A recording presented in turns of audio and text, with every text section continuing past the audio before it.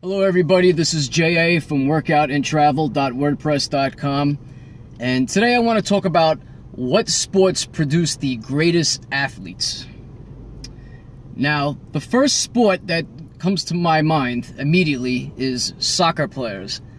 Soccer players are some of the best athletes in the world. They run middle distance, they do sprints, they run backwards, they run forwards, they do kicks. And generally they just cover a lot of ground. I mean, if you're a soccer player and you play competitively, I mean, you have to be in great shape. And I remember when I was running college track and field, we would get a lot of soccer players to join the track team in their off season. And a lot of these guys were great middle distance runners. They would run the 400 meters, the 800 meters, the mile. Some of the guys would even go up to the 5K. Soccer will get you in great shape. And if you could play soccer for your entire life, wow, you'll definitely keep in good shape. It's a great sport to play, to keep playing if you could handle it. Another sport that comes to my mind, and this one's a little bit of a surprise, would be rugby, because at least in the United States, rugby is not very popular. You know, it's not really on TV. I know they do play it. There's like some Irish clubs around, at least New York City, that still meet up and they do rugby games. It's not usually on TV. But when I went to Ireland, I've been to Ireland twice, and I remember there was a big rugby game on TV. I forget who was playing. It was Ireland versus Wales, or it was Ireland versus somebody about 2 years ago, and the bars were packed. I mean, packed. And I was with my friends from New York, and we had no idea what was going on. And then someone told us that, oh, this is, you know, there's a big rugby game on. And, you know, I took a seat and I was starting to watch, and I noticed that these guys are in really good shape. I mean, really, like, jacked, and they're pretty fast runners. So I would put rugby players kind of in the middle between soccer players and American football players, where American football players are generally a little bit too heavy, because with that sport you need like an emphasis on size. But that also depends on the position. For example, a running back could be in really good shape, a defensive end, a safety, a punt returner.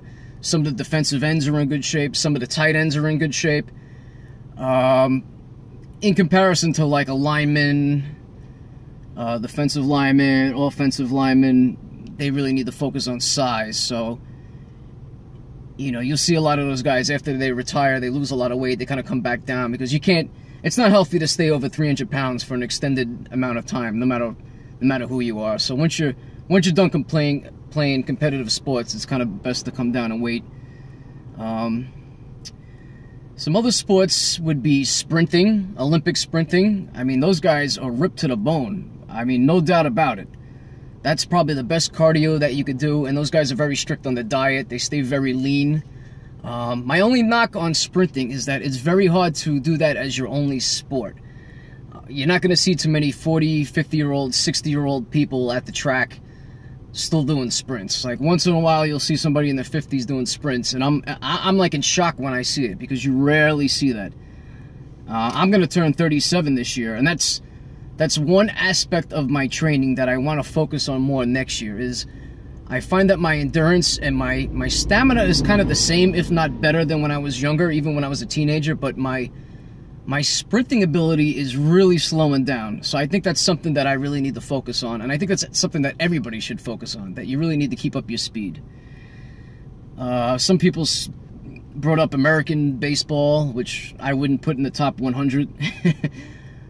Bike riding is good cardio. Same thing with swimming. It's very heart-healthy training, but I don't know if it's necessarily great for bodybuilding.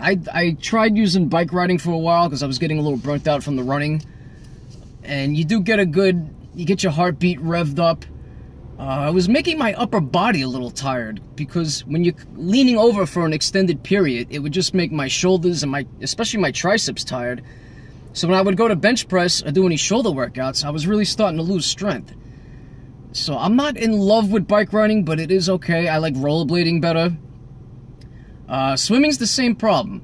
Swimming, it's very heart healthy. It's one of the best exercises you could do, but But bodybuilding wise, it's hard to put on mass when you're swimming. You're just doing too many motions with your arms. You know, no offense to Michael Phelps, but when I'm in shape, my abs are a lot better than his. He does have abs, but they're more flat than they really are standing out.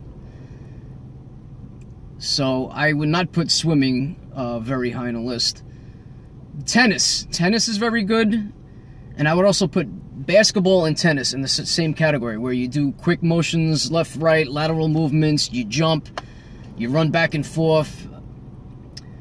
Basketball is really good. I try to add basketball into my routine sometimes when I'm also burnt out from running, because after a couple of weeks of running, I just get bored of it, and my joints start hurting, so I try to mix it up. Basketball is a great way to get cut. Most basketball players are cut. You know, if you could combine that with weights, you could get in really good shape. And same thing with tennis. The only thing with tennis is the weights, you got to be careful, because when you're swinging the racket around, you could tighten up your muscles a little bit. Like I used to play handball in New York, and when I would do some heavy weightlifting, I was starting to get tendonitis in my shoulders and in my elbows. So I think basketball is a little bit better, but tennis is also great. And probably the most healthiest activity, I don't know if you could consider it a sport, but more of an activity, it would be natural bodybuilding. That is probably the healthiest activity in the world. So you combine weightlifting, you combine cardio, but most importantly, and what they do more than any other sport in the world, is they focus on their diet. If you're going to be a fitness person, you have to have a perfect diet. And that goes for bodybuilders, the fitness competitors, the women's figure competitors. The diet is very important. So I would put them in the top 3. I would put soccer up there, especially if you could combine it with a good diet and a little bit of weightlifting. And I would put either rugby and American football if you're light in body weight, like I said, those certain positions before. And then I would put sprinting in there. That would round out my top sports for getting cut and being healthy. And you could put some other sports in there that you probably wouldn't compete your whole entire life. That would be maybe wrestling, boxing. They're also very good. Rowing is very good. But I prefer the sports that kind of combine the cardio, they combine the weightlifting, and they also add the diet in. I'm curious what everybody thinks, because this is very subjective. Those are my personal beliefs of what are the best sports, the healthiest sports. And I'm curious what everyone has to say. If you want to reach me on Twitter, I'm at Lift Heavy Run Hard. Or you could put the comments on YouTube here, and I will get back to you. Thank you.